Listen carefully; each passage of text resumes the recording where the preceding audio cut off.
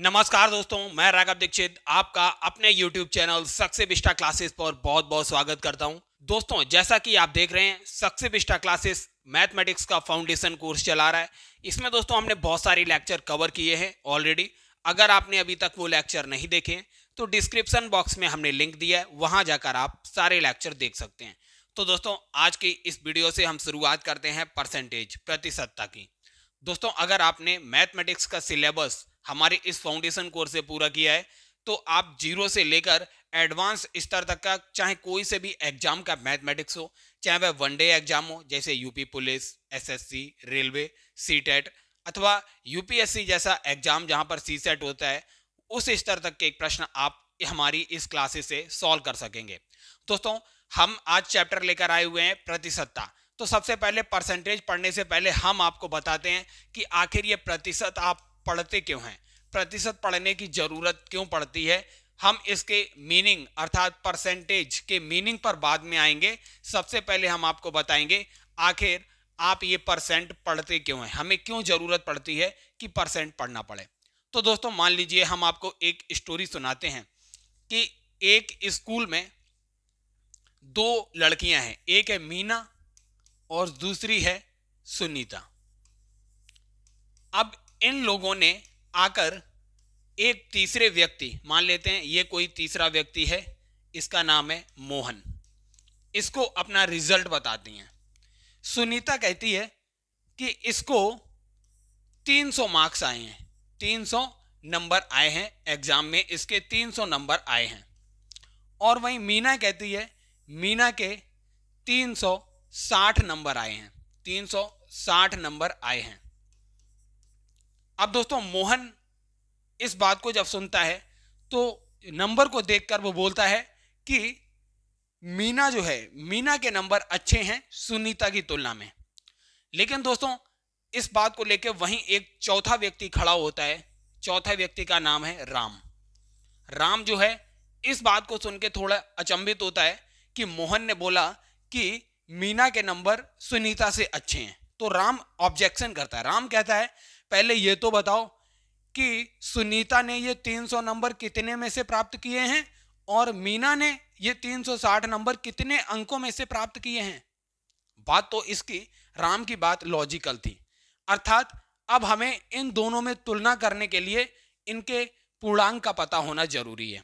अब दोस्तों, पता चला सुनीता ने ये 300 नंबर 400 में प्राप्त किए थे, 400 अंकों में से प्राप्त किए थे। वहीं आप देखेंगे मीना ने ये 360 नंबर 500 में प्राप्त किए थे। अब दोस्तों देखिए, तुलनात्मक अध्ययन अब हम कर रहे हैं।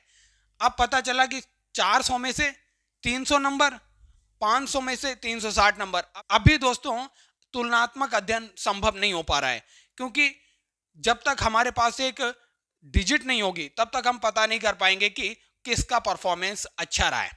तो उसके लिए हमने क्या किया, हमने कहा प्रति 100 में निकालो, प्रति 100 में मीना ने कितने प्राप्त किए हैं, प्रति 100 में सुनीता ने कितने प्राप्त किए हैं। तो हमने कहा ठीक है, वैसे निकाल लेते हैं।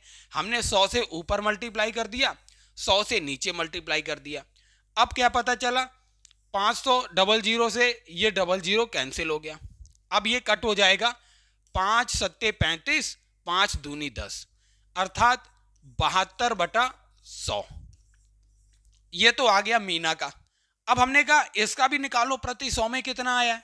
तो हमने क्या किया, जो सुनीता है, सुनीता का 300/400 गुणा वही किया, यहां भी हमने 100/100, डबल जीरो से डबल जीरो कैंसिल हो गया, 4 सत्ते 28 हो गया, 4 पंजे 20, अर्थात सुनीता का रिजल्ट जो था 75 था प्रति 100 में। इसको कैसे लिख सकते हैं, इसे लिख सकते हैं 72%। 100 को हटा दें तो 72%, प्रति 100 में 72 नंबर थे मीना के, और सुनीता के जो थे प्रति 100 में 75 नंबर थे। तो इसे लिख सकते हैं 75%। अब मोहन और राम दोनों बहुत अच्छे से तुलना कर पा रहे हैं कि भाई सुनीता का परफॉर्मेंस अच्छा रहा है, सुनीता के 75% है, प्रति 100 में 75 हैं, वहीं मीना के 72 हैं प्रति 100 में, अर्थात 3% अंक सुनीता के ज्यादा हैं। जबकि मोहन ने पहले डिसीजन क्या लिया था, मोहन ने पहले डिसीजन लिया था, मोहन ने बोला था मीना ने सुनीता से अच्छे नंबर प्राप्त किए हैं, क्योंकि उसे 360 दिखाया गया था, 300 दिखाया गया था। तो दोस्तों कुल मिलाकर इस स्टोरी का मकसद यही था कि हम आपको बताएं कि प्रतिशत की जरूरत कैसे पड़ती है। तो दोस्तों आपको इस कहानी से पता चल गया होगा प्रतिशत की जरूरत क्यों पड़ती है हमारे दैनिक जीवन में। प्रतिशत की जरूरत तुलनात्मक अध्ययन करने के लिए पड़ती है। तो ये तो थी प्रतिशतता की कहानी की हमें आखिर प्रतिशतता पढ़ने की जरूरत क्यों है। दोस्तों हम उम्मीद करते हैं इससे आपको ये प्रतिशत का अर्थ भी समझ आया होगा। प्रतिशत, प्रतिशत, प्रति 100 में कितना, परसेंट, परसेंट। तो दोस्तों इस कहानी से आपको बहुत कुछ क्लियर हो गया होगा। अब दोस्तों हम शुरुआत करते हैं प्रतिशत चैप्टर की ओर। एक तरफ दिया होता है प्रतिशत और दूसरी ओर होता है भिन्न। अब दोस्तों प्रतिशत को भिन्न में परिवर्तित करना होता है और भिन्न को प्रतिशत में परिवर्तित करना होता है आपको। अब यहीं पर बहुत सारे स्टूडेंट कंफ्यूज हो जाते हैं। जैसे अगर मान लीजिए एक प्रतिशत में आपको डेटा दिया है 5%, अब इसको भिन्न में कैसे परिवर्तित करें, तो हम आपको बता चुके हैं प्रतिशत को हटाएंगे, प्रतिशत का चिन्ह हटाएंगे, प्रतिशत अर्थात 5 एकम 5, 5 दूनी 10, 1/20 क्या हो गया 1/20। भिन्न आ गई आपके पास, 5% को भिन्न में परिवर्तित हो गया। तो कहने का मतलब है प्रतिशत को जब भी भिन्न में परिवर्तित करते हैं तो 100 से करते हैं उसका भाग, 100 से भाग करते हैं।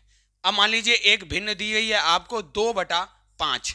अब आपको इसे प्रतिशत में बदलना है, तो आपको क्या करना है, प्रतिशत में बदलने के लिए 2/5 गुणा 100 क्या हो जाएगा 5 दूनी 10 अर्थात 20 हो गया, 20 दूनी 40%। तो आपको यह डाटा मिल गया। 2/5 को भिन्न में कैसे परिवर्तित करते हैं, 100 का गुणा कर देते हैं। तो आपको पता होना चाहिए भिन्न को प्रतिशत में बदलने के लिए 100 से किया जाता है गुणा। ये दोस्तों अगर आपको इतनी सी बात पता है तब भी आप परसेंटेज में बहुत कुछ जानते हैं। एक तो बेसिक हो गया और दूसरा ये हो गया अगर आपको इतना पता है कि प्रतिशत को भिन्न में कैसे परिवर्तित करते हैं और भिन्न को प्रतिशत में कैसे परिवर्तित करते हैं, तो दोस्तों आप समझ लीजिए कि आपके परसेंटेज के बहुत सारे क्वेश्चंस आराम से सॉल्व हो जाएंगे, आपको दिक्कत नहीं होगी। अब दोस्तों हम कुछ बेसिक डाटा जो आपको याद रखना चाहिए वो बताते हैं। आपको कौन सा बेसिक डाटा याद होना चाहिए, जैसे अगर आपको पता है 1/2, 1/3, 1/4, 1/5 ऐसे करके आपको 1/20 तक के डेटा को मेमोराइज होना चाहिए, आपकी मेमोरी में होना चाहिए, जिससे कि क्योंकि आज कंपटीशन का जमाना है, आप देखेंगे जितनी जल्दी आप इसको प्रतिशत में लिख लेंगे आप समझ लीजिए आप उतने ही एडवांस हो जाएंगे। क्योंकि एग्जाम्स में क्या है, टाइमिंग का बहुत बड़ा रोल है। आप जितने कम समय में जितने ज्यादा क्वेश्चन हल कर पाएंगे आपका परफॉर्मेंस एग्जाम में उतना अच्छा होगा। तो समय की बचत के लिए आपको ये डाटा याद होना चाहिए। आपको कॉन्सेप्ट क्लियर होगा तब आप ये डाटा आपके फिंगर पॉइंट पर होगा। जैसे हम एक आपको बताते हैं, 1/2 को हमने आपको बताया था ये भिन्न है, इसको प्रतिशत में बदलने के लिए क्या करेंगे 1/2 गुणा 100 हम आपको अभी बता चुके हैं। तो 2 पंजे 10 अर्थात 1/2 को 50% लिखेंगे, 1/2 को 50% लिखेंगे। ऐसे 1/3 को बदलने के लिए 100 से गुणा करेंगे इसको, तो क्या आएगा, तो ये 33 बार पूरा का पूरा चला जाएगा, 33 3 99 बचा 1 रिमाइंडर ऊपर लिखेंगे और नीचे क्या है 3, 33 सही 1/3% ये होगा। 1/3 को इतना लिखेंगे। 1/4 को लिखने के लिए आप कैसे कर लिखेंगे, 100 से गुणा करेंगे, 25 बार जाएगा तो 25%। कुल मिलाकर क्या आया 1/4 को 25% लिख लेंगे। ऐसे ही दोस्तों 1/20 कैसे लिखा जाएगा, 1/20 को अगर आप 100 से गुणा करेंगे तो 20 पंजे 100 अर्थात क्या आएगा 5%। हम आपको एक लिस्ट दे रहे हैं, वो लिस्ट स्क्रीनशॉट लेके रख लीजिए, आप उसको याद कर लेंगे। हम उम्मीद करते हैं कि आपको ये डाटा याद हो गया होगा। दोस्तों उम्मीद करते हैं आपको ये चीज समझ आई होगी कि किस तरीके से हम इनको चेंज कर रहे हैं। 1/2 को 50% कैसे लिख रहे हैं हमने आपको बता चुके। बेसिकली दोस्तों हम करते क्या है, 100 से गुणा और 100 से भाग दोनों ही चीजें करते हैं। 1/2 गुणा 100/100 तो ये आता है 50। 50/100 प्रति 100 में कितना 50, इसलिए इसको प्रति 100 को हटा देते हैं और साइन लगा देते हैं प्रतिशत का, साइन लगा देते हैं प्रतिशत का। तो समझ लिया आपने कि 1/2 को 100 से गुणा करके आप 50% निकाल लेंगे। ऐसे ही दोस्तों आपको पता है हमने 1/3 को निकाल के दिखाया 33.33, अर्थात इसे ऐसे भी लिख सकते हैं 33 सही 1/3%। 1/4 को 25% निकाल के दिखाया था। 1/5 को 20, 1/6 को ये याद रखिए 1/6 कैसे 1/6 गुणा 100 तो कैसे हो जाएगा आप देखेंगे ये 16 बार पूरा चला जाएगा। 16 छक्का 96 बचा कितना 100 में से 96 जाएगा 4 बचा तो क्या हो गया 16 सही 4/6। अब 4/6 को और कैसे लिख सकते हैं 2 दूनी 4 2 तिया 6 अर्थात 16 सही 2/3%। ऐसे भी इसे लिख सकते हैं 16.66% को 16 सही 2/3% ऐसे भी लिखा जाता है। ऐसे ही 14.29%, 12.5%, 1/9 को 11.11% ऐसे लिखेंगे। दोस्तों आप इसका स्क्रीनशॉट ले सकते हैं क्योंकि ये आपको मेमोराइज होना बहुत जरूरी है, क्योंकि दोस्तों कम समय में ज्यादा क्वेश्चन सॉल्व करने के लिए ये आपके फिंगर पॉइंट पर होना चाहिए। 1/12 जो है ये 1/12 को देखिए कैसे 1/12 गुणा इसको 100 करेंगे तो 12 8 96 कितनी बार गया 8 बार गया और बचा कितना 100 में से 96 गया 4 बचा नीचे 12 है 4 एकम 4 4 तियो 12 तो 8 सही 1/3% जिसे 8.33% भी लिखा जाता है। तो याद रखिए 8 सही 1/3%। इस तरीके से आपको 1/20 तक का डेटा आपके फिंगर पॉइंट पर होना चाहिए, तब आप किसी भी क्वेश्चन को बहुत आसानी से हल कर पाएंगे और बहुत जल्दी सॉल्व कर पाएंगे। तो ये तो था दोस्तों फ्रैक्शन को परसेंटेज में कन्वर्ट कितनी जल्दी से जल्दी आप कर पाएंगे, तो वो याद करना है आपको ये डाटा। अब आइए दोस्तों हम आपको बताते हैं कुछ डाटा, जैसे कि दूसरा क्या बताया था प्रतिशत। 5% को भिन्न में कैसे लिखेंगे 5% को हटाएंगे तो प्रतिशत लिख देंगे, चिन्ह हटाएंगे प्रतिशत लिख देंगे तो ये 1/20 हो जाएगा 5 दूनी 10। ऐसे ही अगर 8% को भिन्न में कैसे लिखेंगे प्रतिशत को हटाएंगे तो प्रतिशत लिख देंगे 4 दूनी 8 और ये कटेगा 25 बार तो 2/25। तो आपको प्रतिशत को भिन्न में भी लिखते हुए आना चाहिए। और इसी तरीके से आप अगर देखिए 20% को लिखेंगे 20% क्या हो जाएगा 20% का चिन्ह हटाएंगे तो प्रतिशत लिख देंगे 20 पंजे 100 1/5 लिख लेंगे। तो दोस्तों ये तो थे बेसिक पॉइंट जहां हमने बताया फ्रैक्शन को प्रतिशत में कैसे बदलते हैं और प्रतिशत को फ्रैक्शन में कैसे बदलते हैं। अब दोस्तों देखिए आपसे प्रतिशत में 2 प्रकार के फ्रैक्शन दिए जाते हैं। भिन्न फ्रैक्शन कितने प्रकार के दिए जाते हैं 2 प्रकार के फ्रैक्शन रहेंगे। एक फ्रैक्शन क्या रहेगा, एक रहेगा जिसमें अंश जो होगा अंश हर से क्या होगा अंश हर से बड़ा होगा, न्यूमरेटर जो होगा डिनोमिनेटर से बड़ा होगा, न्यूमरेटर जो है डिनोमिनेटर से बड़ा होगा ये केस। और दूसरा फ्रैक्शन क्या होगा, दूसरा फ्रैक्शन ऐसे होगा जहां पर डिनोमिनेटर जो होगा वो न्यूमरेटर से बड़ा होगा। जैसे यहां पर देखिए यहां पर आपको दे दिया जाएगा 9/8, 17/8, 25/8 और यहां पर दे दिया जाता है जैसे 7/8। अब देखिए 9/8 को आप प्रतिशत में कैसे लिखेंगे 9/8। इसको लिखने के लिए 9/8 को आप कैसे लिख सकते हैं 1 सही 1/8 अर्थात 1 + 1/8 ऐसे लिख सकते हैं। 1 का मतलब हो गया 100% प्लस 1/8 को हमने आपको बताया था भिन्न में, भिन्न को कैसे प्रतिशत में लिखेंगे 1/8 का मतलब 12.5%, 12.5%। तो 100% और 12.5% कितना हो गया 112 सही 1/2% हो गया। अब देखिए 9/8 को प्रतिशत में कितनी आसानी से 112 सही 1/2% लिख लिया आपने।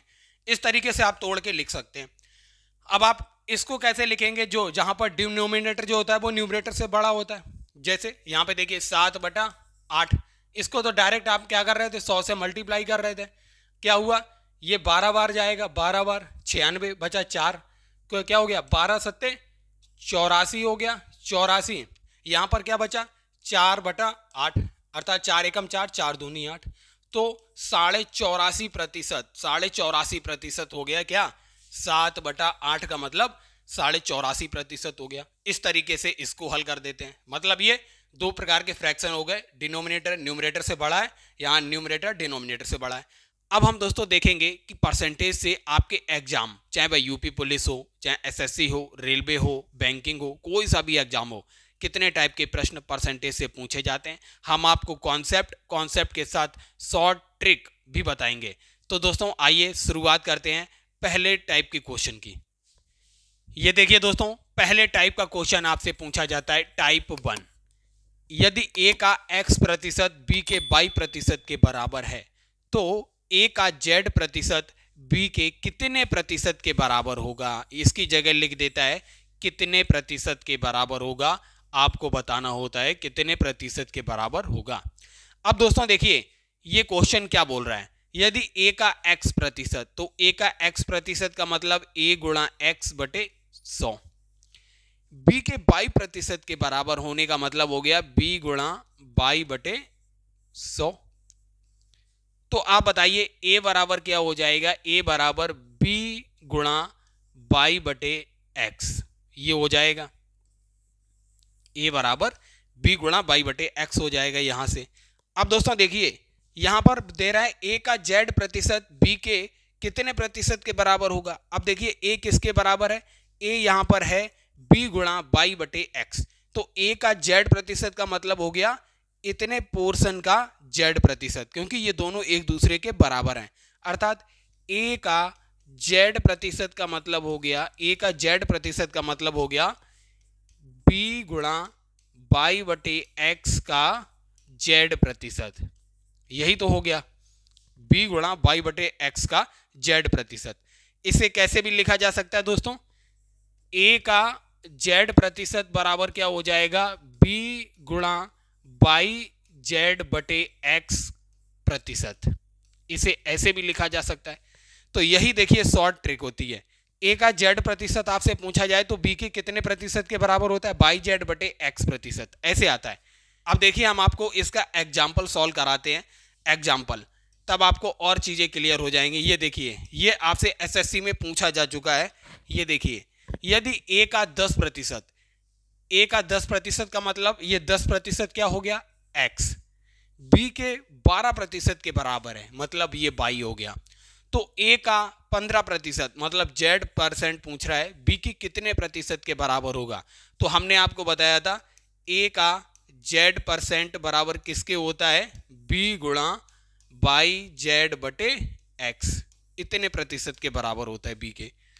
तो आपको निकालना था बस। y की वैल्यू देखिए क्या दिया हुआ है, y की वैल्यू 12 दी हुई थी, 12 गुणा z की वैल्यू क्या है 15 है, ये 15 बटे, अब x की वैल्यू क्या है, a का 10% था 10, तो क्या हो जाएगा 5 3 15, 5 दूनी 10, 2 छंग 12, 6 3 18% के बराबर होगा।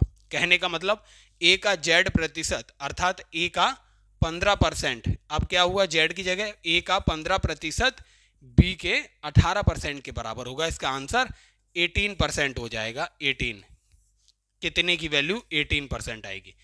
कुल मिला के हमारा मेन उद्देश्य था आपको ये शॉर्ट ट्रिक पता होनी चाहिए। ये हम आपको एक बार और रिव्यू दिखा देते हैं किस टाइप का क्वेश्चन रहता है। ये देखिए a का x% b के y% के बराबर दिया हो तो a का z% b के yz/x% के बराबर होता है। y और ये z और x, इन तीनों की वैल्यू आपको क्वेश्चन में दी जाती है, हम आपको अभी सॉल्व करके दिखा चुके हैं। अब दोस्तों प्रतिशतता परसेंटेज से टाइप 2 क्वेश्चन आपसे ये पूछा जाता है, जब किसी संख्या x में y% की वृद्धि या कमी होती है तो नई संख्या क्या होगी। अगर मान लीजिए आपकी पहली संख्या x है और इसमें y% की कर दी गई है वृद्धि की गई है, तो अब नई संख्या क्या होगी, नई संख्या होगी 100 प्लस, जब भी वृद्धि की जाती है तो प्लस होता है 22/100 गुणा जो पहले संख्या थी x। अब नई संख्या ये हो जाएगी, जैसे अगर मान लीजिए कोई संख्या है 80, 80 में अगर मान लीजिए हम 5% की कर देते हैं वृद्धि, तो अब नई संख्या क्या होगी? नई संख्या होगी 80 का 100 प्लस 5%, यही तो होगी नई संख्या। बस देखिए 80 गुणा 105/100, मतलब क्या हो गया ये 8 पंजे 40, 8 एकम 8/10, तो अब हो गया 84। नई संख्या क्या हो गई? 84 हो गई। अब दोस्तों देखिए यहां पर कमी वाले कॉन्सेप्ट को देखते हैं। अगर मान लीजिए कोई संख्या x है, अगर इसमें 22% की कर दी जाती है कमी, तो अब नई संख्या क्या होगी? नई संख्या होगी दोस्तों x, अर्थात ये वाली जो संख्या है इसका कितना प्रतिशत? 100 माइनस 22/100, ये हो जाता है। कमी की जाती है तो माइनस हो जाता है। अर्थात अब देखिए मान लीजिए अगर कोई संख्या 100 है, इसमें हमने 5% की कर दी कमी, तो अब नई संख्या क्या होगी? 100 का 100 माइनस 5/100, इतना प्रतिशत। अब क्या आएगा?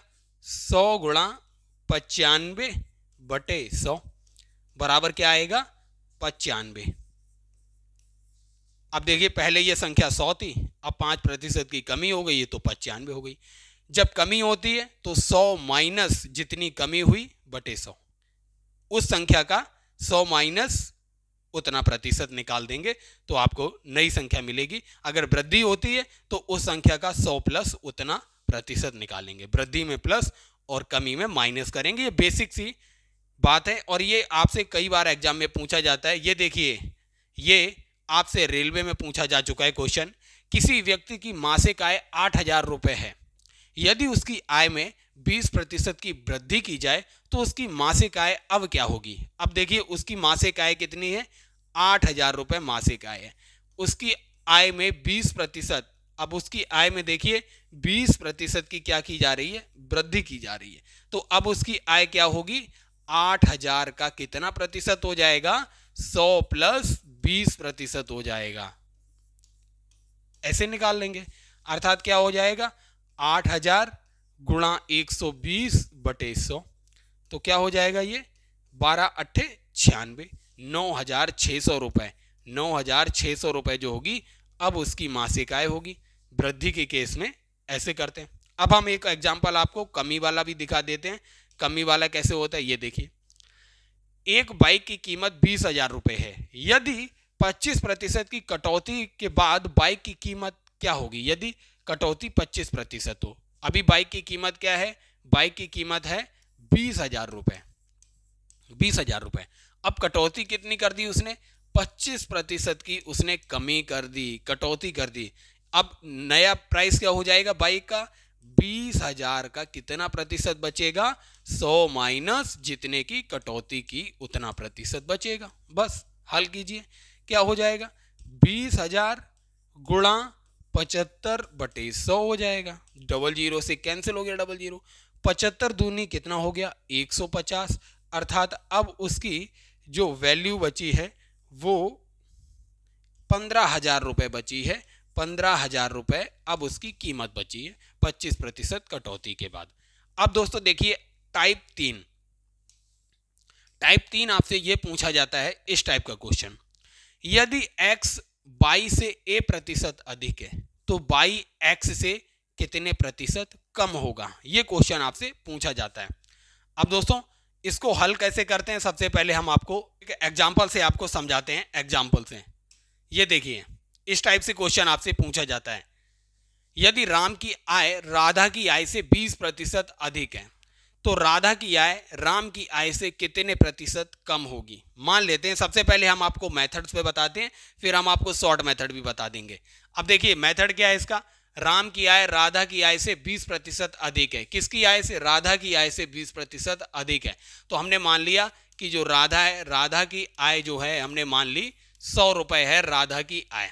तो राम की आय कितनी हो गई? राम की आय हो गई राधा की आय का 120%, क्योंकि 20% अधिक हो गया, मतलब 100 प्लस 20/100, अर्थात 120 रुपया हो गई राम की आय। अब क्या पूछ रहा है, तो राधा की आय राम की आय से कितने प्रतिशत कम है। अब बताना है आपको राधा की आय राम की आय से कितने प्रतिशत कम है। दिया हुआ था पहले राम की आय राधा की आय से 20% अधिक थी, अब उल्टा कर दिया, अब पूछ रहा है तो बताओ राधा की आय राम की आय से कितने प्रतिशत कम है। अब दोस्तों इस केस में आपको क्या करना है, 120 माइनस राधा की आय 100 बटे नीचे क्या होगा, किससे तुलना की जा रही है, राम की आय से कितने प्रतिशत कम है, तो नीचे राम की आय आएगी, राम की आय है 120, इतने प्रतिशत कम होगी। अब देखिए क्या आएगा, ऊपर आएगा 20 बटे 120 गुणा 100, 20 छक्का 120 हो जाएगा, अर्थात 100 बटे 6% आएगी, 100 बटे 6%, ये आएगी 16 सही 2/3% के अराउंड आएगा, 16 सही 2/3%। तो देखिए इसका मेथड क्या था, हमने आपको जो शॉर्ट मेथड बताएंगे, इसका शॉर्ट मेथड होता है, यदि राम की आय राधा की आय से मान लीजिए A% अधिक दिया होता है, यदि राम की आय राधा की आय से A% अधिक है, तो राधा की आय राम की आय से कितने प्रतिशत कम होगी। कम के अगर कम पूछा जाए तो हमेशा याद रखिए जितने प्रतिशत दी होती है, जितने प्रतिशत अधिक है वो ऊपर रखिए A बटे 100 प्लस A गुणा 100, इतने प्रतिशत जो होगी कम होगी। हमेशा ये ट्रिक याद रखिए, यदि राम की आय राधा की आय से A% अधिक हो तो राधा की आय राम की आय से A/100 प्लस A गुणा 100% कम होगी। यही देखिए यहां भी निकल के आया है, A क्या है 20% दिया हुआ था, यहां देखिए 20%, तो ये हो गया A बटे 120 का मतलब हो गया 100 प्लस A, 100 प्लस 20 120 हो गया, गुणा 100, इतने प्रतिशत कम निकल के आई। तो हमेशा ये शॉर्ट ट्रिक याद रखिए, यही ट्रिक है A बटे 100 प्लस A%, जब कम पूछी हो कितने प्रतिशत कम होगी। एक तरीका आप ऐसे भी लगा सकते हैं, आपको ये याद रखना नहीं पड़ेगा, नीचे प्लस होगा कब माइनस होगा। जब भी आप देखिए जितने प्रतिशत कम पूछी जाए तो जितना बड़ा हर होगा संख्या उतनी कम होगी। तो हमेशा याद रखिए जब कम पूछा जाए तो 100 प्लस A होगा नीचे हमेशा, और अगर पूछा जाए कितने प्रतिशत अधिक होगी तो जितना हर कम होगा संख्या उतनी बड़ी होगी, तो 100 माइनस होगा उस केस में। हम वो भी एग्जाम्पल आपको हल करा देते हैं। तो ये वाली ट्रिक आपको याद समझ आई होगी। ये देखिए यहां दिया गया था, यदि x y से A% अधिक है तो y x से A बटे 100 प्लस A गुणा 100 इतने प्रतिशत कम होगा। ये ऐसे आया, हमने आपको हल करके दिखाया। अब ये दूसरा वाला देखिए B जो है, यदि x y से यहां देखिए A% कम दिया हुआ है, यहां अधिक दिया था, तो y x से कितने प्रतिशत अधिक होगा। अब अधिक पूछ रहा है तो A बटे 100 माइनस A हो जाएगा, 100 माइनस A गुणा 100%, इतने प्रतिशत अधिक होगा अधिक के केस में। अब इसका भी एक एग्जाम्पल हम आपको हल करा देते हैं। ये देखिए ये एग्जाम्पल, यदि किसी परीक्षा में प्रीति के द्वारा प्राप्त अंक वंदना के द्वारा प्राप्त अंकों से 20% कम हैं, तो वंदना द्वारा प्राप्त अंक प्रीति के द्वारा प्राप्त अंकों से कितने प्रतिशत अधिक होंगे। उल्टा पूछ दिया है। सबसे पहले देखिए दिया हुआ था वंदना के द्वारा प्राप्त अंकों से 20% कम है, तो हमने मान लिए वंदना के जो अंक थे, वंदना के अंक थे 100, तो प्रीति के अंक आपको बताइए, प्रीति के अंक कितने हो गए, 100 का 100 माइनस 20%, क्योंकि कम है। किसी परीक्षा में प्रीति के द्वारा प्राप्त अंक वंदना के द्वारा प्राप्त अंकों से 20% कम है। कम का मतलब 100 माइनस 20 बटे 100, इतने ही प्रतिशत हो गए, तो कितना आएगा 80 नंबर हैं। मतलब प्रीति के 80 नंबर हैं और वंदना के 100 नंबर हैं। अब क्या पूछ रहा है, वंदना द्वारा प्राप्त अंक प्रीति के द्वारा प्राप्त अंक से कितने प्रतिशत अधिक हैं। अब यहां पर उल्टा कर दिया है, तो कितने प्रतिशत अधिक पूछा गया। अब देखिए वंदना के अंक कितने हैं 100 माइनस प्रीति के अंक 80 बटे नीचे क्या आएगा, नीचे आएगा जिससे तुलना हो रही है, किससे पूछा है, प्रीति द्वारा प्राप्त अंकों से कितने प्रतिशत अधिक हैं, तो प्रीति के अंक नीचे आएंगे बटा 80 गुणा 100, इतने प्रतिशत अधिक होंगे। ये क्या आएगा 100 माइनस 80 आएगा 20 बटे 80 गुणा 100। अब ये हो क्या गया, ये क्या बना, ये दोस्तों वही बना है जो हम आपको शॉर्ट मेथड में बताएंगे। यदि किसी परीक्षा में प्रीति के द्वारा प्राप्त अंक वंदना द्वारा प्राप्त अंक से मान लीजिए a% कम है, तो वंदना द्वारा प्राप्त अंक प्रीति के द्वारा प्राप्त अंकों से कितने प्रतिशत अधिक हैं। बस यही है। देखिए a की जगह देखिए यहां पर क्या है 20 है, ऊपर देखिए 20 है, तो a 20 की जगह a लिख लिया बटे 100 माइनस a, 100 माइनस a मतलब 100 माइनस 20 हो जाएगा। तो ये देखिए नीचे 80 है गुणा 100, इतने प्रतिशत अधिक होंगे। अधिक का मतलब नीचे माइनस होगा, हर जितना छोटा होगा संख्या उतनी बड़ी होगी, तो अधिक हो जाएंगे। तो यही हमारी शॉर्ट ट्रिक होती है। अब हम देखिए दोनों क्वेश्चन आपको एक बार सेकंड में हल करके दिखा देते हैं, सेकंड्स में कैसे हल होंगे। ये क्वेश्चन देखिए हमने माना करके लिखा था अभी, अब देखिए इसे बहुत जल्दी कैसे करेंगे। यदि राम की आय राधा की आय से 20% अधिक है, तो राधा की आय राम की आय से कितने प्रतिशत कम होगी। कम का मतलब हमें पता है 20/100 प्लस 20, क्योंकि हर जितना बड़ा संख्या उतनी कम, अर्थात ये क्या हो गया 20/120 गुणा 100, अर्थात ये 20 छक्का 120, अर्थात ये हो गया 16 सही 2/3%। डायरेक्ट आंसर आ गया अगर आपको ये ट्रिक पता है। नहीं तो आप माना करके करेंगे, माना उसके अंक 100 फिर उसके अकॉर्डिंग निकालेंगे। अब देखिए ऐसे ही ट्रिक यहां भी लगा देते हैं ये वाली। यदि किसी परीक्षा में प्रीति के द्वारा प्राप्त अंक वंदना द्वारा प्राप्त अंक से 20% कम है, तो वंदना द्वारा प्राप्त अंक प्रीति के द्वारा प्राप्त अंकों से कितने प्रतिशत अधिक होंगे। अधिक के केस में हम आपको बता चुके हैं जितने प्रतिशत कम है 20/100 माइनस हो जाएगा नीचे, क्योंकि हर जितना छोटा अंक उतना बड़ा अधिक हो जाएगा। तो 20/80 गुणा 100 क्या हो गया 20 चौक 80, ये 25 बार जाएगा, तो 25% आपका आंसर आ गया था। इस तरीके से हल करते हैं। अब आइए देखते हैं दोस्तों टाइप 4। अब देखिए ये टाइप 4 आपसे पूछा जाता है परसेंटेज का। यदि किसी संख्या का मान पहले a% बढ़ाया जाता है और बाद में a% घटा दिया जाता है, तो शुद्ध प्रभाव हमेशा कमी होती है जो a के a% के बराबर होती है, अर्थात a²/100% के रूप में इसे लिखा जाता है। उदाहरण से हम आपको समझाएंगे, आपको समझ आ जाएगा, और ट्रिक भी हम आपको बताएंगे। ये कर्मचारी का वेतन पहले 5% बढ़ाया जाता है। मान लीजिए कर्मचारी का वेतन 100 रुपए है, पहले 5% बढ़ाया गया, मतलब 100 का 105% कर दिया गया, अर्थात ये आएगा अब 105 रुपए कर दिया गया है उसका वेतन। फिर क्या किया जाता है, फिर 5% घटा दिया जाता है। अब देखिए दोस्तों बढ़ाया गया था 100 रुपए पर, 100 का 5%, अब घटाया जाएगा 105 का 5% घटाया जाएगा। तो क्या हो जाएगा 105 का 5% घटाने का मतलब 100 माइनस 5/100 क्या आएगा, ये आएगा 105 गुणा 95/100। अब उसका वेतन हो जाएगा 99.75 रुपया, 75 रुपया। अब देखिए पहले उसका वेतन 100 था, 5% बढ़ाने और 5% घटाने के बाद उसका वेतन 99.75 हो गया। अगर आप इसको 100 माइनस निकालेंगे, 100 माइनस 99.75, तो क्या आएगा ये 0.25 आएगा, 0.25। इतने प्रतिशत उसका वेतन जो था कम हो गया, इतने प्रतिशत वेतन उसका कम हो गया। इस तरीके से देखिए, अब इसी को हम शॉर्ट मेथड में क्या लगा देते हैं, जितने प्रतिशत बढ़ा और जितने प्रतिशत घटा उसका कर दीजिए स्क्वायर और 100 से कर दीजिए डिवाइड। 5 पंजे 25/100 क्या आएगा 0.25%, इतना आएगा। तो दोस्तों याद रखिए इतने प्रतिशत की हमेशा कमी होती है। कमी हमेशा होती है जब भी कोई चीज समान रूप से बढ़ाई जाए और वही समान दर से घटा दी जाए, तो ओवरऑल उसमें क्या होता है, कमी होती है, ओवरऑल कमी। वो इस तरीके से निकालते हैं। यही देखिए यहां पर हमने शॉर्ट ट्रिक में लिखा भी था, यदि किसी संख्या का मान पहले a% बढ़ाया जाता है और बाद में a% घटाया जाता है, तो शुद्ध प्रभाव जो होता है हमेशा कमी होता है, हमेशा कमी होता है। कितनी, a का a% हमेशा कमी होती है। यही देखिए आ जाता है a²/100, इतने प्रतिशत की हमेशा कमी होती है। वही हमने वहां पे क्वेश्चन में निकाला भी था। तो दोस्तों याद रखिए इस टाइप के क्वेश्चन भी आपसे एग्जाम में पूछे गए हैं। अब दोस्तों देखिए परसेंटेज प्रतिशतता से 5वें प्रकार का प्रश्न पूछा जाता है।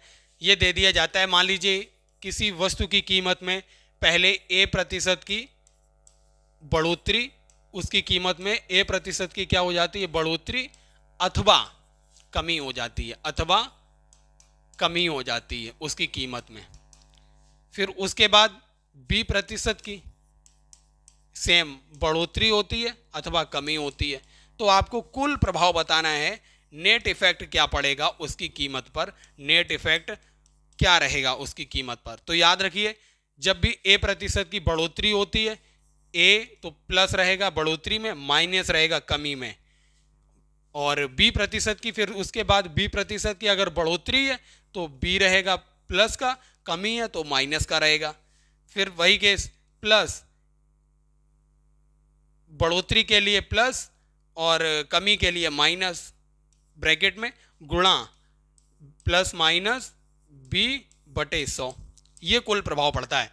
अर्थात मान लीजिए A% की बढ़ोतरी होती है, फिर उसके बाद B% की बढ़ोतरी होती है, तो उस केस में A + B + A × B/100 हो जाएगा।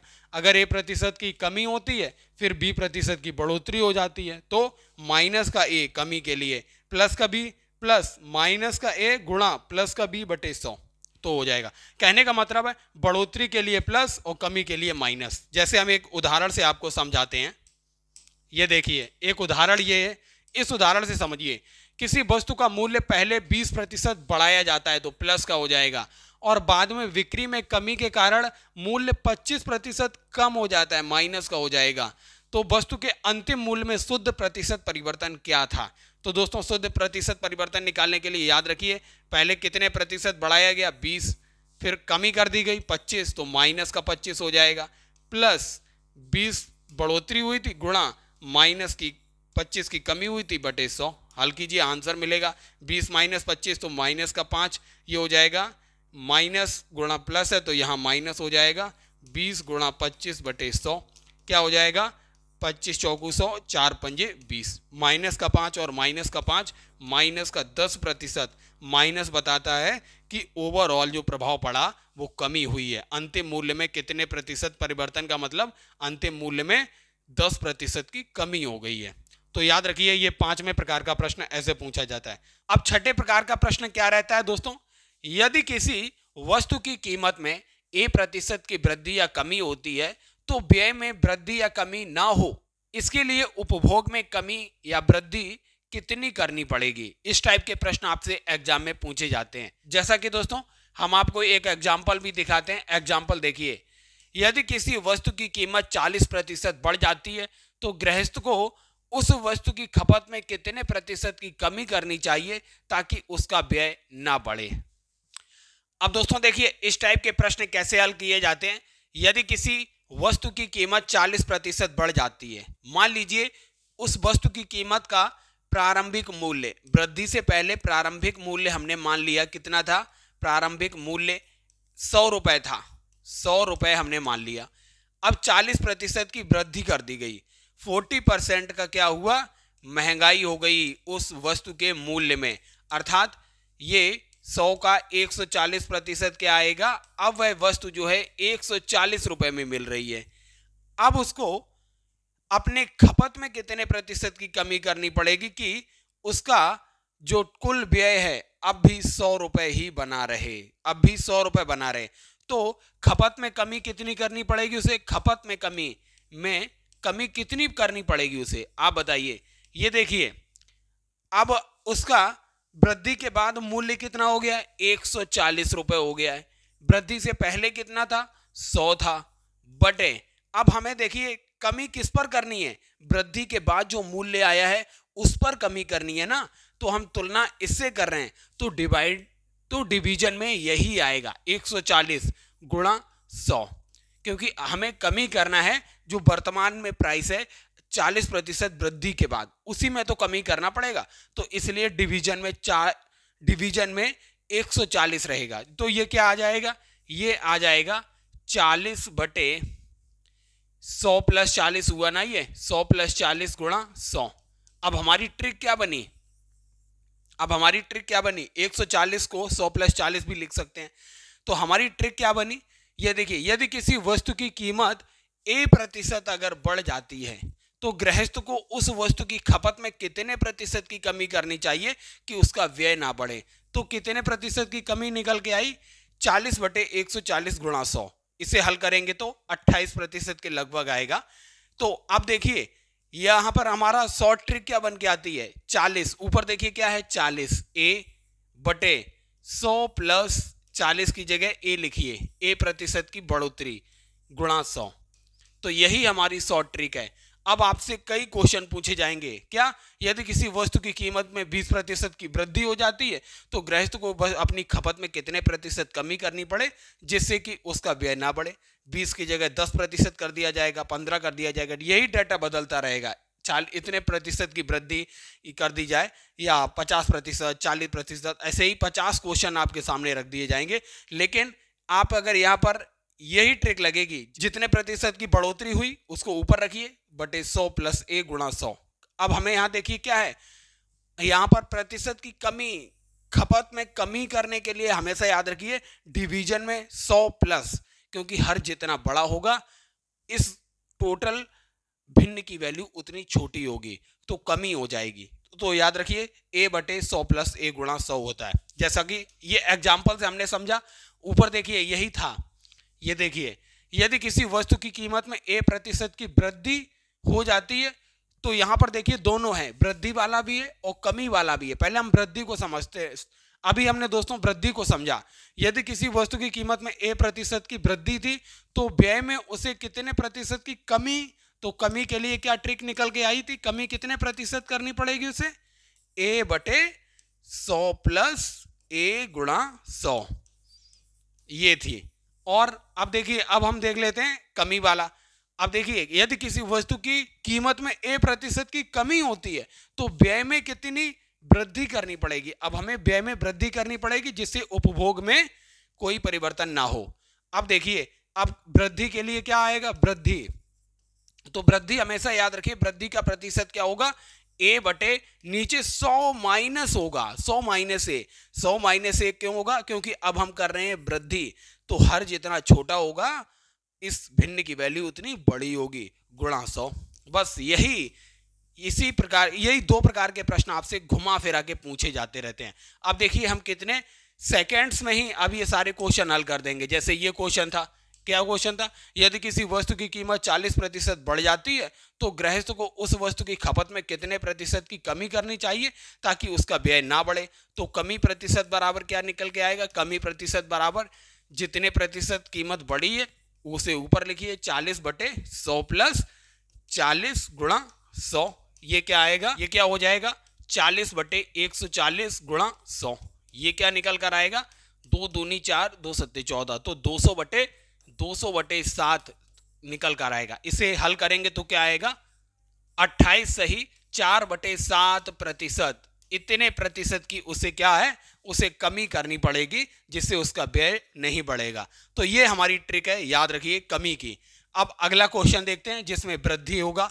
ये देखिए यदि दूध की कीमत में 20% की गिरावट आती है तो गृहस्थ को उसकी खपत में कितने प्रतिशत की वृद्धि करनी चाहिए ताकि उसकी मद पर कोई प्रभाव ना पड़े। अब देखिए यहां पर हमें वृद्धि करने के लिए बोला गया है, प्रतिशत वृद्धि। हम आपको बता चुके हैं वृद्धि के लिए क्या था, वृद्धि प्रतिशत की ट्रिक क्या निकल कर आई थी हमारी, जितने प्रतिशत की कमी हुई है उसे ऊपर लिखिए बटे 100 माइनस होगा, क्योंकि हर जितना छोटा ये भिन्न उतनी बड़ी, तो वृद्धि हो जाएगी। ये ट्रिक याद रखिए, इससे याद रहेगा, गुणा 100 क्या हो जाएगा 20 बटे 80 गुणा 100 हो जाएगा। ये हल होके क्या आएगा 20 चौक 80, ये 4 से 25 बार जाएगा, तो 25% की उसे वृद्धि करनी पड़ेगी जिससे कि उसके व्यय पर कोई प्रभाव नहीं पड़ेगा।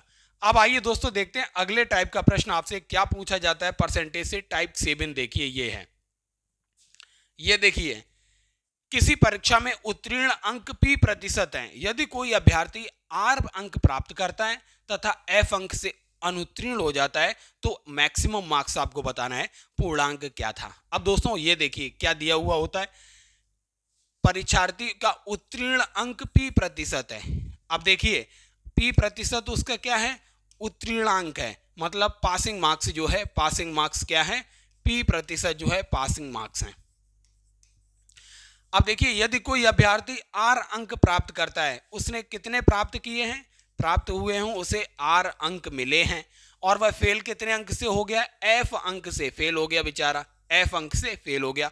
अगर हम जितने उसने प्राप्त किए हैं और जितने अंकों से वह फेल हो गया इनको जोड़ लें तो ये किसके बराबर हो जाएंगे, पासिंग मार्क्स के बराबर हो जाएंगे, क्योंकि आर उसे मिले हैं और उतने अंक से फेल हो गया, तो दोनों को जोड़ने पर पासिंग मार्क्स के बराबर उसके मार्क्स हो जाएंगे। तो मैक्सिमम मार्क्स क्या होगा, अब देखिए जितने मैक्सिमम मार्क्स हैं एमएम इसे डिनोट करना है। मैक्सिमम मार्क्स जो है उसका पी प्रतिशत क्या है, पासिंग मार्क्स है। मैक्सिमम मार्क्स का पी प्रतिशत ही निकालेंगे तो यही दिया है ना, पी प्रतिशत पासिंग मार्क्स है। मैक्सिमम मार्क्स का पी प्रतिशत उसका पासिंग मार्क्स हो गया, और ये है क्या, ये है R plus F, R plus F, यही तो है जितने प्राप्त हुए जिससे फेल हो गया है, तो यही तो पासिंग मार्क्स हैं।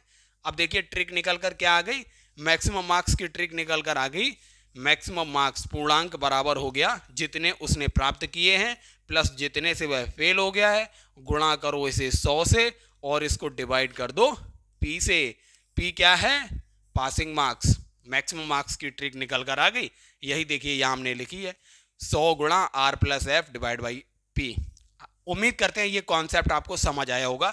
ये ट्रिक है, आप इस ट्रिक से 2 सेकंड में ही आंसर निकाल देंगे। अब देखिए हम आपको सॉल्व करके दिखाते हैं इसका एक एग्जाम्पल जो रेलवे में आपसे पूछा जा चुका है। ये देखिए, एक छात्र को पूरी परीक्षा पास करने के लिए 30% अंक लाने होंगे। यदि वह 30 अंक लाता है और 30 अंकों से फेल हो जाता है तो परीक्षा के लिए निर्धारित अधिकतम अंक आपको ज्ञात करने थे। हमने आपको बताया था अधिकतम अंक मतलब पूर्णांक। पूर्णांक बराबर क्या हो जाएगा, पूर्णांक बराबर जितने उसके नंबर आए हैं 30 प्लस और जितने अंकों से वह फेल हो गया है, 30 अंकों से ही फेल हो गया है, गुणा कर दीजिए इसको 100 से, डिवाइड कर दीजिए पासिंग परसेंटेज क्या है 30, बस आंसर आ जाएगा। क्या आएगा, 60/30 गुणा 100, क्या हुआ 30 दूनी 60 हो गया और ये 200 पासिंग मार्क्स। मैक्सिमम मार्क्स क्या आए, 200 आए मैक्सिमम मार्क्स। पूर्णांक जो आया 200 आया। देखिए कितनी जल्दी हल हो गया। अब दोस्तों अगला टाइप आपके एग्जाम में पूछा जाता है, एक अभ्यर्थी एक परीक्षा में x% अंक प्राप्त करता है और a अंकों से अनुत्तीर्ण हो जाता है, जबकि दूसरा अभ्यर्थी 22% अंक प्राप्त करता है तथा न्यूनतम आवश्यक उत्तीर्ण अंकों से b अंक अधिक प्राप्त करता है। तो परीक्षा के लिए अधिकतम अंक क्या है। दोस्तों सेम उसी टाइप का क्वेश्चन है बट थोड़ा सा डिफरेंट है। अब दोस्तों हमने मैक्सिमम मार्क्स मान लिए, यहाँ पर मैक्सिमम मार्क्स बराबर कैपिटल M से हमने डिनोट किया, कैपिटल M से, ये मैक्सिमम मार्क्स है। अब यहाँ पर क्या है, एक अभ्यर्थी एक परीक्षा में x% अंक प्राप्त करता है, मतलब मैक्सिमम मार्क्स का x% अंक उसने प्राप्त किया इतना, और वह a अंकों से अनुत्तीर्ण हो गया। अनुत्तीर्ण मतलब प्लस a, इतने अंकों से अनुत्तीर्ण हो गया, तो ये क्या हो गया, ये पासिंग मार्क्स हो गए ना। मैक्सिमम मार्क्स का x% प्राप्त किया और a अंक से फेल हो गया था, तो फेल वाले अंक इसमें जोड़ दिए तो ये पासिंग मार्क्स हो गए। अब दूसरी ओर देखिए, दूसरी ओर क्या है, जबकि दूसरा अभ्यर्थी 22% अंक प्राप्त करता है और न्यूनतम आवश्यक उत्तीर्ण अंकों से b अंक अधिक ले आता है। अब देखिए मैक्सिमम मार्क्स का उसने 22% प्राप्त किया और वह b अंक अधिक ले आया, जितने पासिंग मार्क्स चाहिए थे उससे b अंक अधिक आ गए। अधिक आ गए मतलब अगर हम -b कर दें तो ये भी क्या हो गए, पासिंग मार्क्स के बराबर हो गया ना। मान लीजिए किसी को 60 नंबर पासिंग मार्क्स के लेके आने हैं, 60 नंबर, और उसके 80 नंबर आए, 80 आए, तो 20 नंबर वह पासिंग मार्क्स से ज्यादा ले आया ना। तो भाई जितने नंबर ज्यादा लाया अगर उससे माइनस कर दें तो 80 - 20 60, क्या हो गया, ये पासिंग मार्क्स हो गए ना। तो बस यही हमने किया है, जितने पासिंग मार्क्स से उसके नंबर ज्यादा थे उससे हमने माइनस कर दिया, तो ये भी पासिंग मार्क्स हो गए, ये भी पासिंग मार्क्स हो गए। अब ये दोनों के बराबर कर सकते हैं ना, क्योंकि दोनों पासिंग मार्क्स हैं। अब बस अब देखिए b को इधर लेके आएंगे तो इधर हो जाएगा a + b, b इधर आएगा a + b। अब देखिए m इधर से कॉमन आएगा, m/100, m/100 हमने ले लिया कॉमन। अब क्या बचा, इधर बचेगा y - x बचा। अब दोस्तों देखिए हमारी ट्रिक निकल आई, हमें निकालना क्या है, अब दोस्तों हमें निकालना क्या है, हमें मैक्सिमम मार्क्स निकालना था, तो 100 को इधर गुणा कर देंगे तो मैक्सिमम मार्क्स बराबर हो जाएगा a + b गुणा 100 बटे y - x। यही हमारी ट्रिक है, शॉर्ट ट्रिक, ऐसे निकल कर आई है। कॉन्सेप्ट के थ्रू हम आपको वो समझा रहे थे। तो दोस्तों ये हमारी ट्रिक निकल कर आई, इस तरीके से हमने इसको हल किया। अब दोस्तों आइए हम आपको इसका एग्जाम्पल सॉल्व करके दिखाते हैं। ये देखिए, काफी लंबा चौड़ा क्वेश्चन रहता है। एक अभ्यर्थी 25% अंक प्राप्त करता है और 60 अंकों से अनुत्तीर्ण हो जाता है, जबकि दूसरा अभ्यर्थी 50% अंक प्राप्त करता है तथा न्यूनतम आवश्यक उत्तीर्ण अंकों से 40 अंक अधिक प्राप्त कर लेता है। तो परीक्षा के लिए अधिकतम अंक आपको ज्ञात करने थे। अब दोस्तों हमने इसकी आपको ट्रिक बताई थी। क्या ट्रिक थी?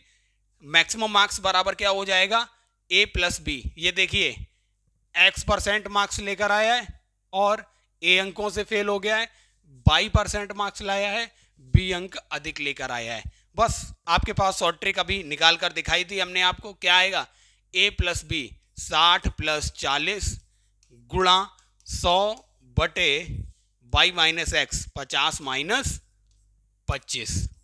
क्या आएगा आंसर आपका? ये हो जाएगा 100 गुणा 100 बटे 25, तो 25 चौकू 100, ये आ जाएगा 400। मैक्सिमम मार्क्स जो थे वो 400 आएंगे। मान लीजिए किसी परीक्षा में कुल विद्यार्थियों में से x% विषय ए में अनुत्तीर्ण हो जाते हैं तथा कुल विद्यार्थियों में से 22% विषय बी में अनुत्तीर्ण हो जाते हैं तथा z% दोनों विषयों में अनुत्तीर्ण होते हैं। तो दोनों विषयों में उत्तीर्ण होने वाले छात्रों का प्रतिशत आपको बताना होता है, या किसी भी विषय में अनुत्तीर्ण होने वाले छात्रों का प्रतिशत आपको बताना होता है। दोस्तों हम इसको एक फिगर के माध्यम से देखते हैं। आप देखिए, मान लेते हैं ये विषय है ए और ये विषय है बी। अब देखिए x% विद्यार्थी जो हैं विषय ए में अनुत्तीर्ण होते हैं, x%, ये ए विषय में अनुत्तीर्ण हो गए, और 22% विद्यार्थी विषय बी, 22% विद्यार्थी जो हैं विषय बी में अनुत्तीर्ण हुए, और z% विद्यार्थी जो हैं z%, ये z% दोनों में, ए और बी दोनों में अनुत्तीर्ण हुए। अब दोस्तों हम आपसे पूछें कि केवल ए विषय में अनुत्तीर्ण होने वाले, ए विषय में अनुत्तीर्ण होने वाले छात्र कितने प्रतिशत हैं? x% छात्र ए विषय में अनुत्तीर्ण हुए। अगर उसमें से हम z% को हटा दें, क्योंकि ये ए और बी दोनों में हुए हैं, तो आपको केवल ए सब्जेक्ट में फेल होने वाले विद्यार्थी मिल जाएंगे। क्या हो जाएगा, x माइनस जेड। ये केवल ए विषय में फेल होने वाले विद्यार्थी हैं। अगर हम आपसे कहें केवल बी विषय में अनुत्तीर्ण होने वाले छात्रों का प्रतिशत क्या हो जाएगा? आप देखिए बी विषय में टोटल तो 22% है इसमें, लेकिन दोनों ए और बी दोनों में फेल होने वाले भी ऐड है, तो y माइनस जेड करना पड़ेगा, y माइनस जेड। अब ये निकल कर आ गया दोस्तों केवल बी विषय में फेल होने वाले। अब दोस्तों अगर हम आपसे पूछ दें कि टोटल कितने प्रतिशत विद्यार्थी फेल हुए हैं, चाहे वह ए में हुए हों या बी में हुए हैं या दोनों में फेल हुए हों, कुल अनुत्तीर्ण छात्रों का प्रतिशत हमें बता दीजिए। तो कुल अनुत्तीर्ण हुए छात्र क्या हो जाएगा? आप कहेंगे केवल ए विषय में फेल होने वाले विद्यार्थियों को लिखेंगे x माइनस जेड, प्लस कर देंगे केवल बी विषय में फेल होने वाले विद्यार्थी प्लस y माइनस जेड, और इसमें प्लस कर देंगे जो ए और बी दोनों में फेल हुए z प्लस जेड। तो ये क्या निकल कर आ जाएगा, x प्लस y। ये देखिए z एक माइनस का है, ये प्लस का है, कैंसिल आउट हो गया। अब यहां पर माइनस का z बचा, तो ये निकल कर आ गया कुल अनुत्तीर्ण छात्र। यही देखिए दूसरा वाला ऑप्शन है, किसी भी विषय में अनुत्तीर्ण होने वाले छात्रों का प्रतिशत x plus y minus Z प्रतिशत है। ये अनुत्तीर्ण होने वाले विद्यार्थी हैं टोटल, ऐसे निकल के आया था। ये वाला जो डाटा आता है x plus y minus Z. कई विद्यार्थी तो पूछते हैं कि x% जो है ए में फेल होते हैं, y% बी में फेल होते हैं और z% दोनों में फेल होते हैं, तो यहाँ पर माइनस कैसे आता है, x plus Y minus Z क्यों होता है? तो इस तरीके से होता है x plus Y minus Z, क्योंकि आपको ये चीज कंफर्म नहीं होती है, क्योंकि ये z वाला डाटा जो है ये 2 बार कैलकुलेट हो जाता है, a के साथ भी हो जाता है, b के साथ भी हो जाता है और दोनों वाले में भी हो जाता है। तो इस वजह से ये प्रॉब्लम करता है, इसलिए स्टूडेंट समझ नहीं पाते। अब दोस्तों हम उम्मीद करते हैं कि अब आपको समझ में आया होगा कुल अनुत्तीर्ण होने वाले छात्र x plus Y minus Z प्रतिशत ऐसे आता है। अब ये कुल अनुत्तीर्ण छात्र हैं, तो कुल उत्तीर्ण होने वाले छात्र कितने होंगे? कुल उत्तीर्ण छात्र कितने होंगे? उत्तीर्ण। अब दोस्तों आपको अगर पता है कि टोटल 100% होता है, उसमें से इतने परसेंट जो है अनुत्तीर्ण हो गए, तो इसे माइनस कर दीजिए x plus Y minus Z, तो इतने प्रतिशत जो होंगे बचे हुए ये हो जाएंगे उत्तीर्ण, कुल उत्तीर्ण छात्र। पहले में देखिए यही पूछता है, दोनों विषयों में उत्तीर्ण होने वाले छात्रों का प्रतिशत 100 में से माइनस कर दीजिए। अगर हम आपसे कहें कि 25% अनुत्तीर्ण हो गए तो कितने प्रतिशत उत्तीर्ण हुए, तो आप क्या कहेंगे? 100 माइनस 25 बराबर 75% उत्तीर्ण हुए। बस यही कहानी यहाँ भी है। उम्मीद करते हैं ये आपको समझ आया होगा, हमने आपको डायग्राम बना के इसीलिए समझाया। अब दोस्तों हम आपको इसका एक क्वेश्चन सॉल्व करा देते हैं।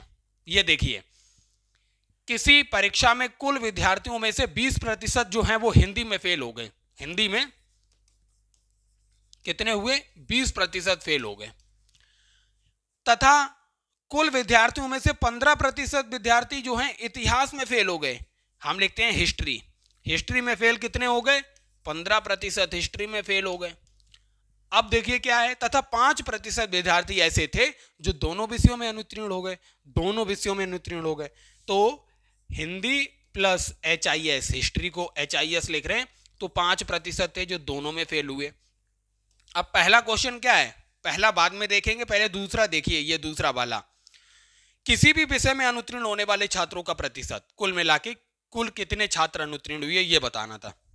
हम आपको अभी ट्रिक बता चुके हैं कैसे आती है। आप देखिए, जितने हिंदी में फेल हुए वो लिखिए, प्लस जितने हिस्ट्री में फेल हुए वो लिखिए, और माइनस करिए जितने दोनों में फेल हुए। तो 20 और 15, 35 में से 5 गया, 30% विद्यार्थी जो थे टोटल अनुत्तीर्ण हुए। अब पहला क्वेश्चन क्या है, देखिए, दोनों विषयों में उत्तीर्ण होने वाले छात्रों का प्रतिशत, कुल मिला के कुल उत्तीर्ण होने वाले छात्र कितने हैं वो बताना था आपको। अगर आपको अनुत्तीर्ण पता चल गया तो उत्तीर्ण निकालने में कौन सी दिक्कत है? 100 माइनस 30, 70% विद्यार्थी जो थे ये उत्तीर्ण हुए थे दोनों विषयों में। तो ये क्वेश्चन आप केवल कुछ सेकंड्स में ही हल कर सकेंगे अगर आपको कॉन्सेप्ट क्लियर है। अब दोस्तों देखिए, टाइप 10, ये 10वें प्रकार का प्रश्न आपसे क्या पूछा जाता है? यदि किसी वस्तु के मूल्य में 8% की कमी के कारण कोई व्यक्ति x रुपए में 1 किलोग्राम अधिक खरीद सकता है, तो उस वस्तु का वास्तविक मूल्य क्या होगा? वास्तविक मूल्य पूछ रहा है वह। तो ये ट्रिक होती है RX upon 100 minus R into A। हम आपको ये बताते हैं ये आती कैसे है। अगर हम दोस्तों मान लेते हैं, ये देखिए, सबसे पहले हम आपको इसका कॉन्सेप्ट बता देते हैं कि ये ट्रिक आती कैसे है, किस तरीके से आती है, तब आपके माइंड में ये बिल्कुल सेट हो जाएगी। यहां पर पूछा गया वस्तु का वास्तविक मूल्य बताइए। माना वस्तु का वास्तविक मूल्य, वास्तविक मूल्य क्या है?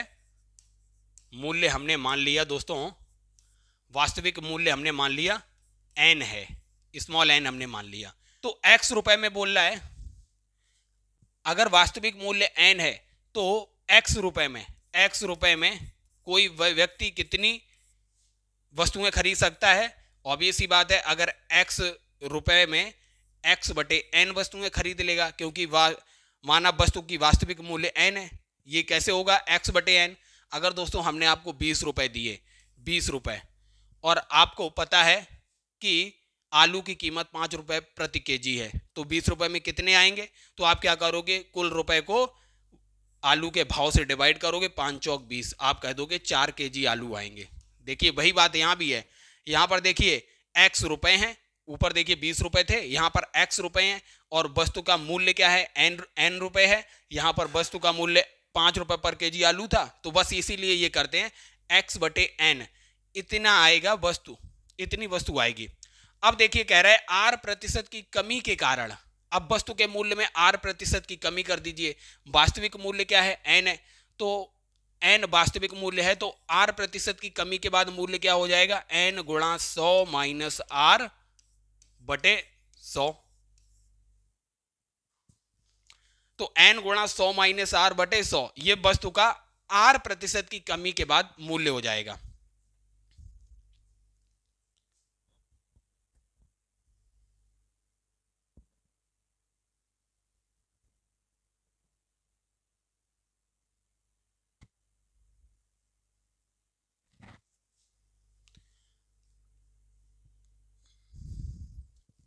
जो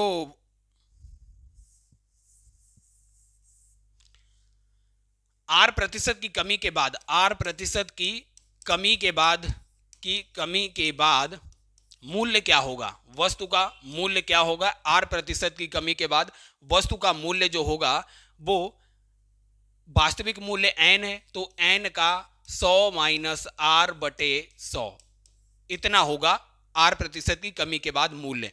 अब एक्स रुपए में कोई व्यक्ति कितनी वस्तु खरीद पाएगा, एक्स रुपए में अब खरीद पाएगा एक्स बटे एन गुणा 100 माइनस आर मल्टीप्लाई हो जाएगा ये। अब क्या कह रहा है, एक्स रुपए में 1 किलोग्राम अधिक खरीद लेता है। अब देखिए पहले जो वास्तविक मूल्य था उसमें कोई व्यक्ति एक्स रुपए में एक्स बटे एन वस्तु खरीद पा रहा था, अब एक्स रुपए में एक्स गुणा 100 बटे एन इंटू 100 माइनस आर वस्तु खरीद रहा है। अब क्वेश्चन में दे रहा है एक्स रुपए में 1 किलोग्राम अधिक खरीद पा रहा है। अगर 1 किलोग्राम अधिक खरीद ले रहा है तो क्वेश्चन के अकॉर्डिंग हम चलेंगे। अब देखिए अब बाद में जितनी खरीद रहा है वो क्या है 100x upon N into 100 minus R और माइनस का हो जाएगा x बटे एन।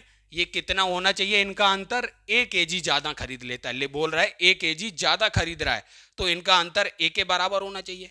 अब इसको एलसीएम लेके x बटे एन अगर पूरे में से कॉमन ले लें x बटे एन तो क्या आएगा 100 अपॉन 100 माइनस का r, 100 माइनस आर देखिए पूरा इन दोनों का एलसीएम आ जाएगा तो क्या होगा 100 माइनस यहां पर हो जाएगा 100 प्लस r बराबर a। अब देखिए 100 से 100 कैंसिल हो गया, हमें क्या चाहिए इस n की वैल्यू चाहिए जो वास्तविक मूल्य है। देखिए वास्तविक मूल्य हमने n माना था, अगर हमें इसकी वैल्यू चाहिए तो n को a की जगह भेज दें तो ये कैसे लिख सकते हैं, स्मॉल n बराबर हो जाएगा x और r का गुणा हो जाएगा rx अपॉन a गुणा 100 माइनस r। अब दोस्तों देखिए वास्तविक मूल्य का यही शॉर्ट ट्रिक था, ये ऊपर हमने जो लिखी थी, यदि किसी वस्तु के मूल्य में आर प्रतिशत की कमी के कारण कोई व्यक्ति एक्स रुपए में 1 किलोग्राम अधिक वस्तु खरीदता है तो उस वस्तु का वास्तविक मूल्य आर एक्स बटे 100 माइनस आर इंटू ए, यही आया आर एक्स बटे ए गुणा 100 माइनस आर। कुल मिला के दोस्तों हमने किया गया है, माना वस्तु का वास्तविक मूल्य n रुपए पर केजी माना था और x रुपए में अगर वस्तु का मूल्य n रुपए पर केजी है तो x रुपए में इतनी वस्तु आएगी, x बटे n केजी वस्तु आएगी। r प्रतिशत की कमी के बाद मूल्य क्या हो जाएगा, जो वास्तविक मूल्य है उसका 100 माइनस आर बटे 100, इतना प्रतिशत हमने निकाल दिया तो इतना r प्रतिशत की कमी के बाद मूल्य हो गया। r प्रतिशत की कमी के बाद x रुपए में कोई कितनी वस्तु खरीद रहा है, x बटे ये वाला मूल्य, x बटे हमने ये मूल्य किया। अब क्वेश्चन में दिया था कि x रुपए में 1 किलोग्राम ज्यादा खरीद पाता है r प्रतिशत की कमी के कारण, तो बस हमने वही कर दिया। अब हमने वही क्वांटिटी को माइनस किया है, r प्रतिशत की कमी के बाद जो क्वांटिटी है माइनस r प्रतिशत की कमी से पहले जो क्वांटिटी थी, इनका अंतर a आना चाहिए क्योंकि a किलोग्राम अधिक खरीद पा रहा है। फिर इसी को हल किया तो शॉर्ट मेथड निकल के आया, वास्तविक मूल्य बराबर आर एक्स बटे ए गुणा 100 माइनस आर। अब आइए इसको हम आपको एक क्वेश्चन एग्जाम्पल से समझा देते हैं जिससे कि आप इस क्वेश्चन को केवल 5 सेकंड में हल कर सकते हैं। यदि किसी वस्तु के मूल्य में 10% की कमी होने के कारण यदि कोई व्यक्ति 100 रुपए में 5 किलोग्राम अधिक खरीद सकता है तो उस वस्तु का वास्तविक मूल्य ज्ञात कीजिए। हम आपको इसे रिलेट करा देते हैं। यदि किसी वस्तु के मूल्य में वहां पर था आर प्रतिशत की कमी के होने के बाद यहां पर दिया हुआ था x रुपए में 5 किलोग्राम दिया तो वहां 1 किलोग्राम अधिक खरीद पा रहा था, तो उस वस्तु का वास्तविक मूल्य आपको ज्ञात करना था। वास्तविक मूल्य हमने n माना था। अब बस शॉर्ट ट्रिक क्या थी हमारी, आर एक्स अपॉन ए गुणा 100 माइनस आर, यही तो हमारी शॉर्ट ट्रिक थी। बस रख दीजिए यहाँ पर स्मॉल आर की वैल्यू क्या है 10% की कमी हुई गुणा एक्स की वैल्यू क्या है 100 रुपए बटे ए की वैल्यू क्या है यहाँ पर ए मतलब 5 किलोग्राम अधिक खरीद रहा है, 5 गुणा 100 माइनस आर की वैल्यू है 10। इसे हल करेंगे आपको आंसर क्या मिलेगा, ऊपर होगा 1000 बटे नीचे हो जाएगा 5 गुणा 90, इसको हल करने पर 5 दूनी 10, तो ये आएगा 20/9, 20/9 अर्थात 2 रुपए पर केजी, ये वस्तु का वास्तविक मूल्य था। अब आइए दोस्तों देखिए, ये अगले प्रकार का प्रश्न आपसे पूछा जाता है। यदि किसी चुनाव में 2 उम्मीदवार चुनाव लड़ते हैं और एक उम्मीदवार को कुल डाले गए वोटों का X% मिलता है और फिर भी वह 22 वोटों से चुनाव हार जाता है, तो कुल डाले गए वोटों की संख्या क्या थी? अब दोस्तों हमने माना कुल डाले गए वोटों की संख्या जो थी वो n थी, कुल डाले गए वोटों की संख्या हमने मान ली n थी, माना, ठीक है, माना कुल डाले गए वोटों की संख्या n थी। अब देखिए टोटल डाले गए वोटों की संख्या अगर n है तो पहले कैंडिडेट को बोल रहा है X% वोट मिला X%, तो n का X% वोट मिला, फिर भी वह चुनाव 22 वोटों से हार जाता है। 22 वोट से हारने का मतलब हो गया अगर इसमें 22 वोट जोड़ दें तो वह चुनाव जीत जाता, इतने उसे मिले और 22 से हार गया तो इतने मिले प्लस ये जो इसका अपोजिशन में खड़ा हुआ होगा उसे कितने वोट मिले होंगे? अगर इसे X% मिले हैं तो उसको 100 - X% मिले होंगे, 100 - X%, कितने वोटों का? जितने टोटल वोट है n का, ये इसके बराबर होना चाहिए था, मतलब जैसे जितने मिले और प्लस जितने से हार गया बराबर अपोजिशन वाले कैंडिडेट को मिले वोट।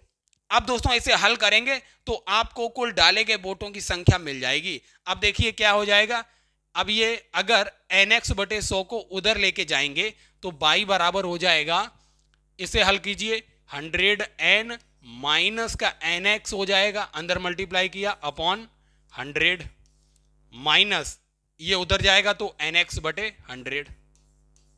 अब दोस्तों इसे हल करेंगे, क्या आएगा? हल करने पर आएगा y बराबर एलसीएम आएगा 100, देखिए एलसीएम आ जाएगा तो इधर बचेगा 100n माइनस का nx माइनस का nx बटे ये हो जाएगा 100।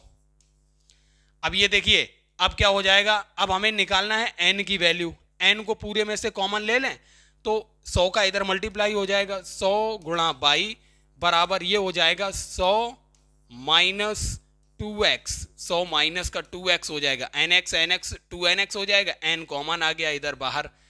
अब तो हमें कुल डाले गए वोटों की संख्या क्या हो जाएगी? 100 गुणा y बटे 100 माइनस 2x, यही हमारी शॉर्ट ट्रिक होती है। ये सबकी वैल्यू आपको दी होती है। यदि किसी चुनाव में 2 उम्मीदवार चुनाव लड़ते हैं और एक उम्मीदवार को कुल डाले गए वोटों का X% मिलता है, X की वैल्यू मिल गई और वह 22 वोटों से हार जाता है, y की भी वैल्यू मिल जाएगी आपको यहां से, तो कुल डाले गए वोट n की वैल्यू आपको इस ट्रिक से मिल जाएगी 100 गुणा y बटे 100 माइनस 2x। इसे एक एग्जांपल से हल करके हम आपको दिखा देते हैं, ये देखिए। अब दोस्तों ये वाला क्वेश्चन जो है ये क्वेश्चन एसएससी सीजीएल में पूछा जा चुका है। यदि किसी चुनाव में 2 उम्मीदवार चुनाव लड़ते हैं और एक उम्मीदवार को कुल डाले गए वोटों का 30% वोट मिलता है और फिर भी वह 500 वोटों से हार जाता है, तो कुल डाले गए वोटों की संख्या, आपको पता है कुल डाले गए वोटों की संख्या की ट्रिक क्या थी? 100 गुणा y बटे 100 माइनस का 2x, x और y की वैल्यू आपको दी गई है, कितना है? x% वोट डालता है और y वोटों से हार जाता है, बस रख दीजिए, क्या हो जाएगा? 100 गुणा y की जगह आ जाएगा 500 बटे यहाँ हो जाएगा 100 माइनस 30 दूनी 60, ये हो गया 40, क्या हो जाएगा? 100 गुणा 500 बटे हो जाएगा 40, 40 से आप ये 0 से कैंसिल हुआ तो ये 25 बार जाएगा, 25 पंजे हो जाएगा 125, तो 1250 टोटल वोट पड़े हैं, 1250। इतनी आसानी से इस टाइप के क्वेश्चन आप हल कर सकते हैं।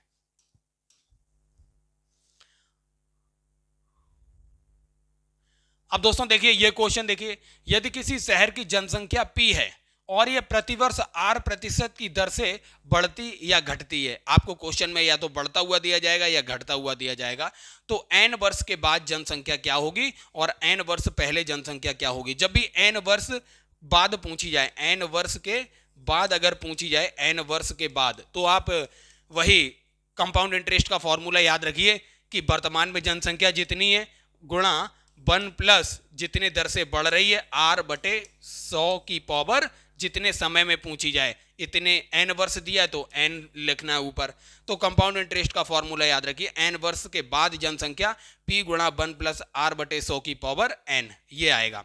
अगर n वर्ष पहले पूछ लिया जाए, n वर्ष पहले पूछ लिया जाए, n वर्ष पहले, तो ये हो जाएगा p बटे हो जाएगा। यही चीज यहाँ पर बाद में गुणा होती है और पहले में डिवाइड हो जाती है, 1 प्लस r बटे 100 की पावर n। अब दोस्तों ये तो बढ़ने की बात थी। यदि किसी शहर की जनसंख्या p है और ये प्रतिवर्ष r% की दर से बढ़ती है तो ये होगा। अगर यहाँ पर आ जाए घटती है तो घटती के लिए कोई बड़ा चेंज नहीं करना है, आपको यहाँ प्लस की जगह माइनस लगाना है, यहाँ प्लस की जगह माइनस कर देना है। बात वही रहेगी, n वर्ष बाद और n वर्ष पहले। इस टाइप के क्वेश्चन आपसे एग्जाम में पूछे जाते हैं और खासकर CGL वगैरह में तो इस टाइप के क्वेश्चन रहते ही हैं। अब दोस्तों ये एक एग्जाम्पल है, यदि किसी कस्बे की जनसंख्या जो है ये 3,52,800 दी गई थी और 5% प्रतिवर्ष की दर से बढ़ रही थी, तो आपको 2 वर्ष बाद बताना था जनसंख्या क्या होगी और 2 वर्ष पहले की जनसंख्या क्या होगी। अब हम दोस्तों यहाँ पर लिख रहे हैं, आप इसका आंसर कमेंट सेक्शन में दीजिए, आंसर क्या आएगा। 2 वर्ष बाद की जनसंख्या हो जाएगी 3,52,800 गुणा 1 प्लस r की वैल्यू 5 है बटे 100 की पावर 2। इसे हल कीजिए और कमेंट सेक्शन में आंसर लिखिए। और 2 वर्ष पहले की जनसंख्या क्या हो जाएगी, 2 वर्ष पहले की जनसंख्या हो जाएगी ये 3,52,800 बटे हो जाएगी 1 प्लस 5 बटे 100 की पावर 2। ये 2 वर्ष पहले की जनसंख्या हो जाएगी। कमेंट सेक्शन में दोनों का आंसर आपको करना है। अब देखते हैं अगले टाइप का क्वेश्चन आपसे क्या पूछा जाता है। टाइप 13, यदि किसी शहर की जनसंख्या p है तथा पहले, दूसरे और तीसरे वर्ष में क्रमशः r1%, r2% और r3% की वृद्धि या कमी होती है तो 3 वर्ष के बाद जनसंख्या क्या होगी। अब दोस्तों 3 वर्ष के बाद जनसंख्या जो होगी, 3 वर्ष के बाद जो जनसंख्या होगी क्या होगी। 3 वर्ष के बाद जनसंख्या देखिए अभी वर्तमान में कितनी है p, 1 प्लस, हम दोस्तों यहाँ बढ़ रही घट रही दोनों के लिए लिखेंगे 1 प्लस r1 बटे 100। अगर बढ़ रही है तो प्लस होगा, घट रही है तो माइनस होगा, इनटू इसी में मल्टीप्लाई होगा 1 प्लस दूसरे वर्ष क्या होगा r2 बटे 100। घट रही है तो माइनस और बढ़ रही है तो प्लस, घट रही के लिए माइनस। अब तीसरे वर्ष के लिए क्या हो जाएगा, इंटू 1 प्लस r3 बटे 100। अगर बढ़ रही है तो प्लस, घट रही है तो माइनस। ऐसे डेड डैश करके अगर आप जितने भी टाइम्स n टाइम्स तक जाएगी तो n जितने भी वर्षों तक ऐसा प्रोसेस चलेगा उतने वर्ष तक आप इसको मल्टीप्लाई करते रहेंगे। घट रही है तो माइनस, बढ़ रही है तो प्लस। तो कुल मिला के इस टाइप का भी प्रश्न कभी कभार आपके एग्जाम में पूछ दिया जाता है। क्योंकि ये फाउंडेशन क्लास है इसलिए दोस्तों हम हर टाइप के क्वेश्चन को इस वीडियो श्रृंखला में कवर कर रहे हैं। तो दोस्तों आपने देखा परसेंटेज हमारा पूरा कवर हो चुका है। इसमें जितने भी 13 टाइप के क्वेश्चन आपके किसी भी एग्जाम में पूछे जाते हैं, चाहे वह वनडे एग्जाम हो या सीसेट एग्जाम हो, आपका परसेंटेज से एक भी प्रश्न इस वीडियो श्रृंखला से बाहर नहीं जाने वाला है। अब दोस्तों आने वाली वीडियोस में हम आपको नए चैप्टर्स लेके आएंगे और इसके अलावा दोस्तों हम आपको सारे चैप्टर्स का प्रैक्टिस सेट भी देंगे। तो दोस्तों सक्सेस विस्टा क्लासेस से इसी तरीके से जुड़े रहिए और अपने एग्जाम के परफॉर्मेंस को लगातार सुधारते रहिए और सिलेक्शन लेते रहिए। दोस्तों सक्सेस विस्टा क्लासेस के साथ जुड़ने के लिए आप सभी दोस्तों का बहुत बहुत धन्यवाद।